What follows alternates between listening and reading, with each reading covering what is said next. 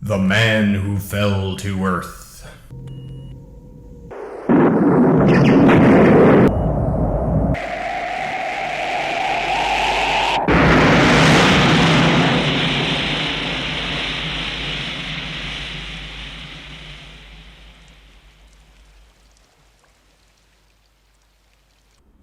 It's got naked David Bowie.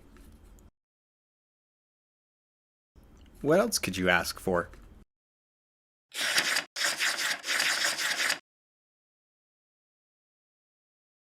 I'll be sticking with my usual short summary instead of a full synopsis of the film, but if you want a more detailed rundown of the story and plot, then I highly recommend Brows Held High's musical review. It's both incredibly inventive and deeply entertaining, and was in part what spurred me to give my own take on the film. In summary, the film is about Thomas Jerome Newton, who stumbles out of the hills one day, sells some gold for cash, hires a lawyer, gets some patents, gets rich, moves his company to New Mexico, meets a hotel clerk named Mary Lou, and she introduces him to sex, television, and booze. He gets his company to build a rocket, reveals to Mary Lou that he's an alien, and gets double-crossed by one of his employees named Nathan Bryce. Newton is detained by the government, held captive and drunk in a luxury suite, tested and tortured, has gun sex with Mary Lou, is released from captivity, then meets Bryce at a cafe where they share drunken profundities, and the film ends.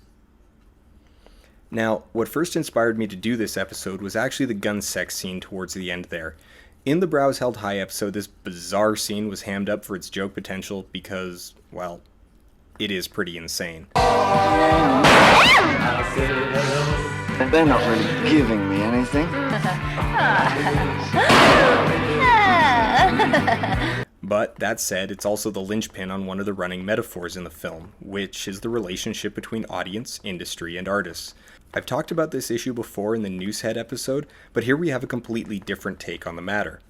The running metaphor compares creators, whether they be inventors or artists, to aliens. In the film, Newton is literally an alien, and is our metaphoric prototype for an artist. He invents fantastic technology because he comes from a more advanced civilization on another planet, and the government keeps an eye on him because they're worried that his company's giant leaps in technology will destabilize the economy and social balance. The problem with this corporation is that it is technologically overstimulated, and the economic trouble stems from that fact. In the real world, artists and inventors drive society forward with new ideas and technologies, both of which governments throughout the ages have been quick to suppress or control. In the real world, artists and inventors are typically viewed as being something other than normal. People who write stories must lead kind of interesting lives, too. I know I'll never be like a character in a story. Not so much for the raw mechanical talent required to make something, but rather for their unique outlook on life in the world. One of the most common questions asked of any artist is, where do you get your ideas from? It's a question that belies a deeper view of creativity and ideas as something alien to normal human operation, like artists are headed out into the hills with burlap sacks that they bring home brimming with freshly harvested ideas.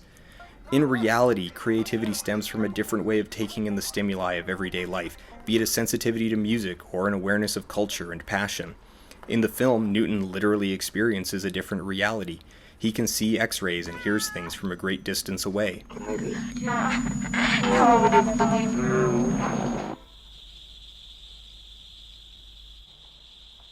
think I could have something to drink? And this brings us to the infamous scene, gun sex. I said earlier that this is a linchpin scene, so let's see if we can fold out why. To do this, I'm going to describe the plot again, but this time I'm going to do it in terms of metaphor. The artist comes out into the world from a background of conflict, hearing and seeing things that the rest of the world is oblivious to. He uses his history and insight to produce products that attract the attention of the established culture and power structure. Let's call them his label. In his fame and fortune, he gets distracted from his goal by sex, media, and substance abuse. He tries to break out of the cycle but is restrained by his label, who lock him in a gilded cage and continue to coldly exploit him for their own gain to the point that they burn his unique worldview out of him. He is left desperate but creatively empty, to the point that even his worst ideas, his most passionate and destructive ideas, are impotent. He's now shooting blanks, and having been used up, the label casually discards him to an ignominious fate. In the film, the gun sex scene is the lowest point. Newton is creatively spent and powerless to his captors and his addictions.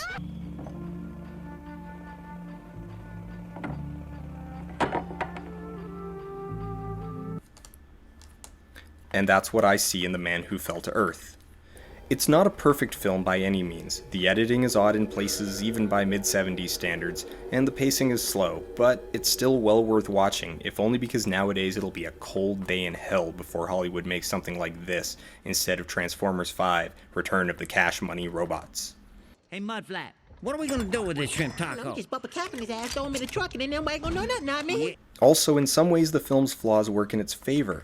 There are extended metaphors and themes, but these elements aren't nearly as pervasive as they might be in a more structurally sound film, which, in these kind of movies, typically leads to symbolism overload.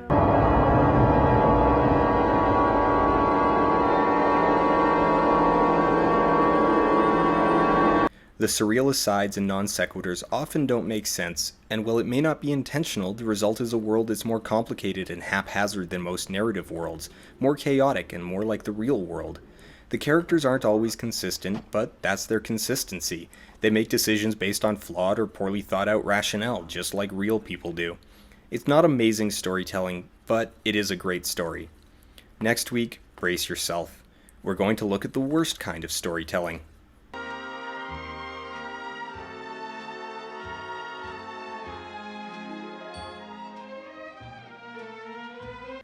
Unintelligible, pretentious crap.